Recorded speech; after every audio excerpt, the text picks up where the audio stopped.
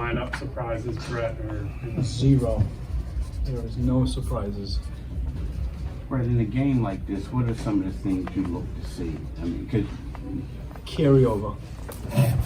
And so, we chose offense, defense situations, need plays, stuff, expectations, just like who are we, how do we want to play stuff. And we chose that at training camp. We then played an inter-squad scrimmage in Delaware. It was the thing that I said to you after the game, and I doubled down yesterday, that I was pleased. We actually could play an NBA type game in a fairly organized way, which to me meant we did a decent job of selecting, in my opinion, mostly what we should have. And so, we put that week to bed. We came in yesterday and showed tape, added a few more things, doubled down today with film, carry over on a court, and now we want to see carry over in a game.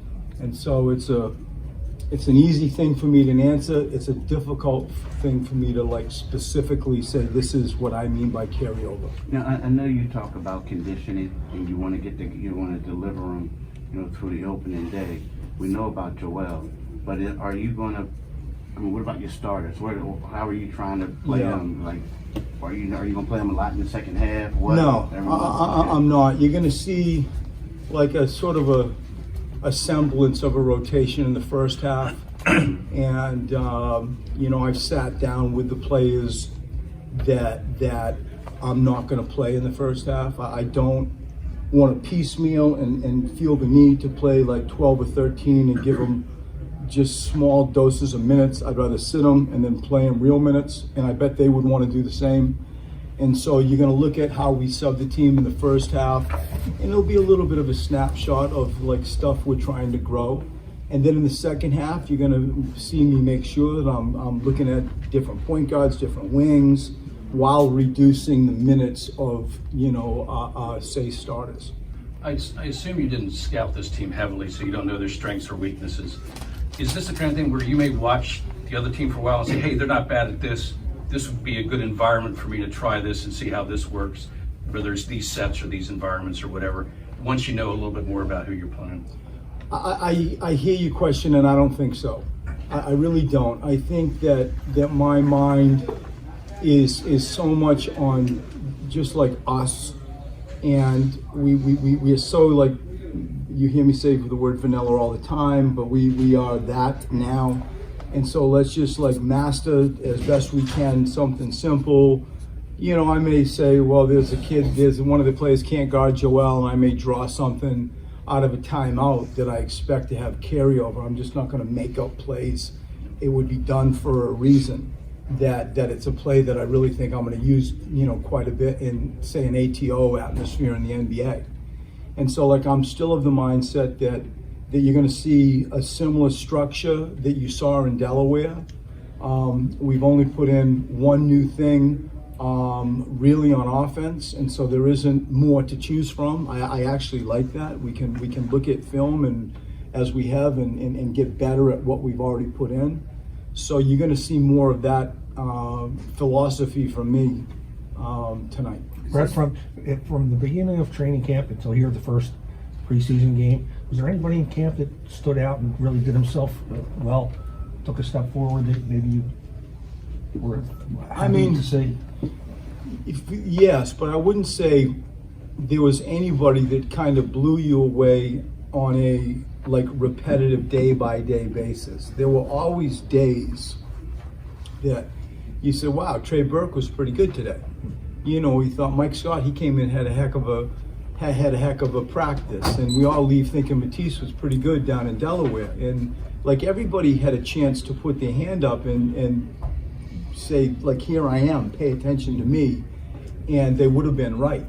And when I say everybody, that's not entirely true, but my point is that there were multiple people throughout the course of a 6 or 7 day, window that we all had together that, it was interesting. I was asked one of the days about, does your depth scare you, or do you feel like you have enough shooters? And the depth, I like the possibilities of our bench.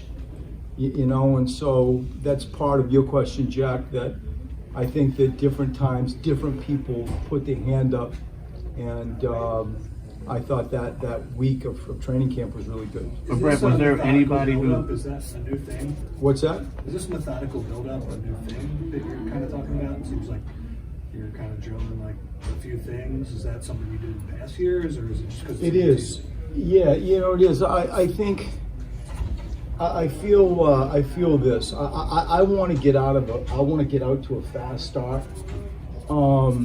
I don't feel the need, when I look at our available times to practice, and when I look at our available NBA games coming up, I don't feel at all the rush to go play Joel, as an example, 34 minutes against this particular team tonight.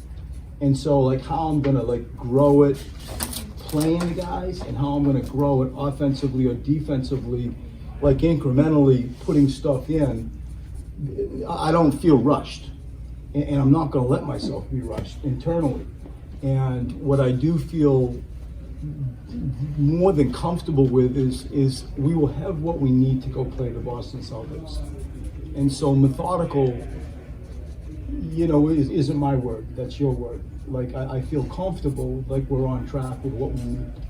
Brett, in regards, I know you talked to Jack about different players, but was there one person who kind of sort of, I don't want to say surprised you, but they really stepped up and gave you more than what you thought they would do? Not anybody more than we've already spoken of. Matisse is the one that is most on our minds, because you sort of remember what you did last, and what he did last in front of all of us. You're like, wow, that's pretty unique.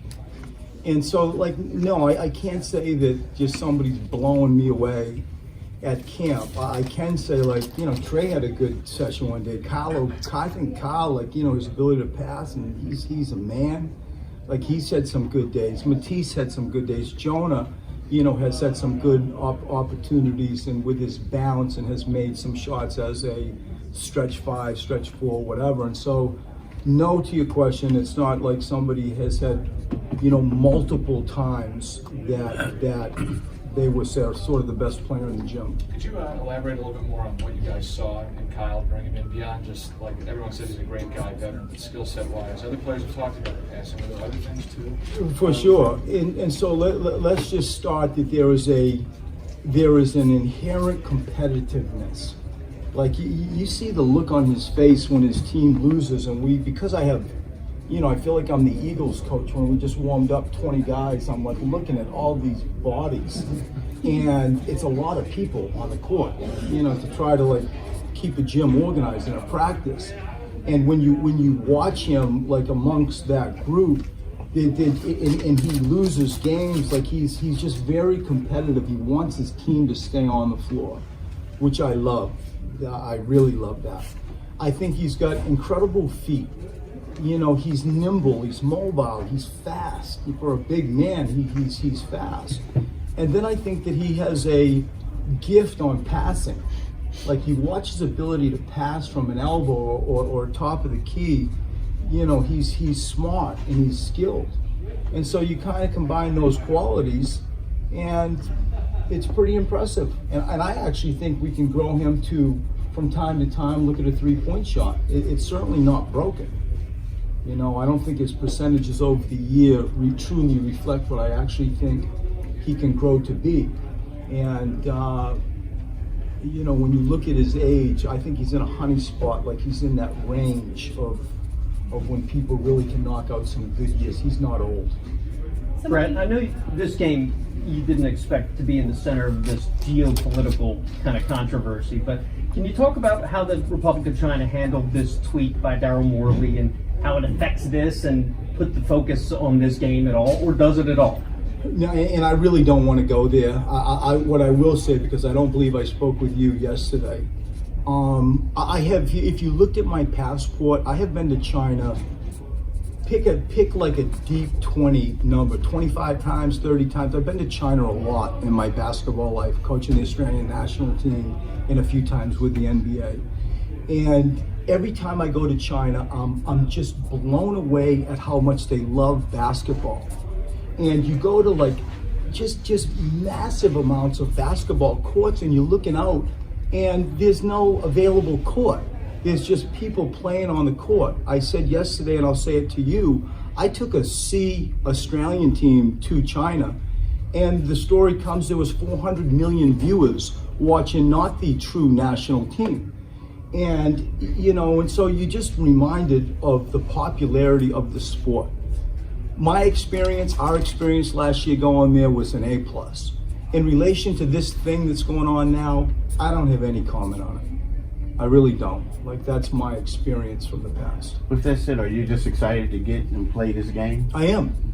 And I thought that the scrimmage was productive. I thought it was really quite a opportunity for fans in Delaware to come and see a decent, you know, NBA game of Philadelphia 76ers. And I think that tonight is just one step further to getting the NBA started, and you know, we'll take off on the weekend and play NBA teams. Some of the younger guys have told us that Tobias has taken a special interest in them, taking guys like Matisse and Zaire out for dinner and just really stepping up as a leader. Have you seen any of that? How would you describe Tobias as a leader? First, willing. He's trying to be a leader, and when you look at the makeup, because we've all learned that leadership comes in many different forms, and his desire, his willingness to be one of the leaders on this team is two things. It's needed and it's greatly appreciated. And I think that it is well within his wheelhouse to pull it off. He's good people, he's a pro by example, and I think it's a powerful combination for him to achieve his desired goal of being more of a leader. Seems like Just first half? Yeah, just first half. Thank you.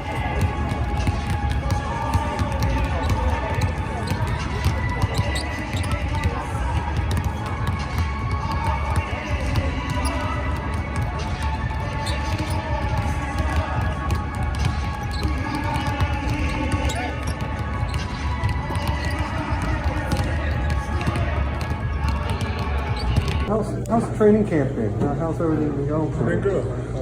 good. We've been learning a lot, getting better, so it's been great. How about you? You've gone through full workouts. You've gone they've kind of tried to limit your minutes in these games, but it seems like things are going well on that end for you. Yeah, it's going well. Still getting back, total shape, but it's been going well. Feel pretty good, so I'm excited about the season. What was it like to get in the game scrimmage the other day? You guys got to run up and down the court like that. It was good. It was good. I mean, for me personally, I wasn't supposed to be part of it, but I had a schedule, so it was good. I enjoyed it, and we got better. So why was it important for you to be in that scrimmage? It's good. Just learning my teammates, just getting back to play some basketball. Let that help me get back in shape. Yeah, but it was good. Thanks, John.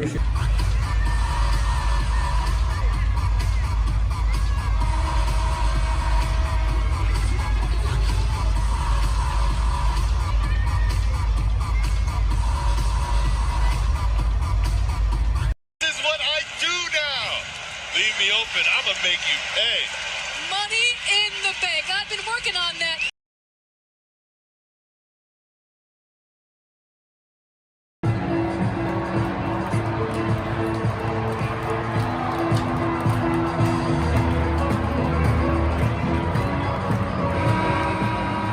Final score, your 76 was 144, Guangzhou 86. And I had the ball, so I had to take a shot.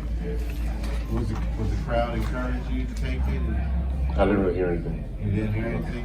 What did it feel like? I know, I mean, it kind of sort of get the monkey off your back. So. I mean, I work every day, so to me, it's like, it shows. I'm in the gym every day putting in work, so I feel like it's paying off. Brett just said he's really seen you grow as a leader already this season. What do you like most about this group that's inspiring you to be so vocal and so active with everybody? I think it's just everybody finding their spot in this team. We've got a bunch of different guys from different teams that have come over, so different systems, but I think everyone has the same goal and mentality stepping onto that floor. And defensively, you kind of saw it tonight. Everybody was having fun, playing defense and getting steals, so it was good. Al's gotten some open looks these first couple exhibitions from deep. How big is that for you guys? Huge, especially seeing Joel post up. I think I had an early one to Al, top of the key where he hit it. So he's just great for spacing. He's able to knock down those shots, and having Joel inside, having that presence, he draws a lot of attention. So that was your first night really playing with Josh, like at a real kind of setting. How was that? Fun. I love playing with him. Off the court, he's a great person. On it, he's a dog. Defensively, he's amazing.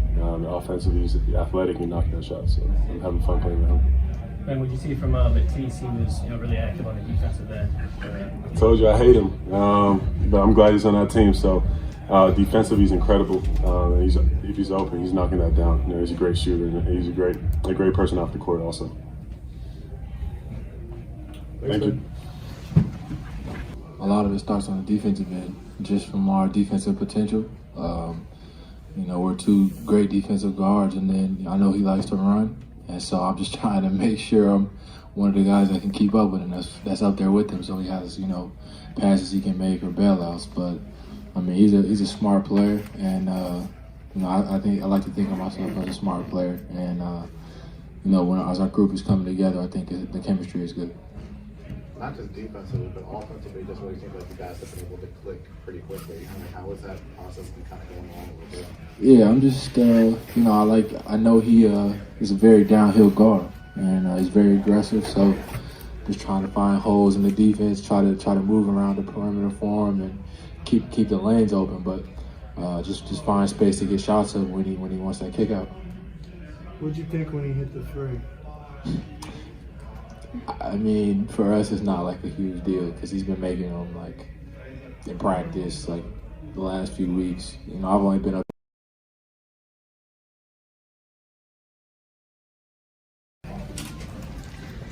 All right, wait, Kyle, be back.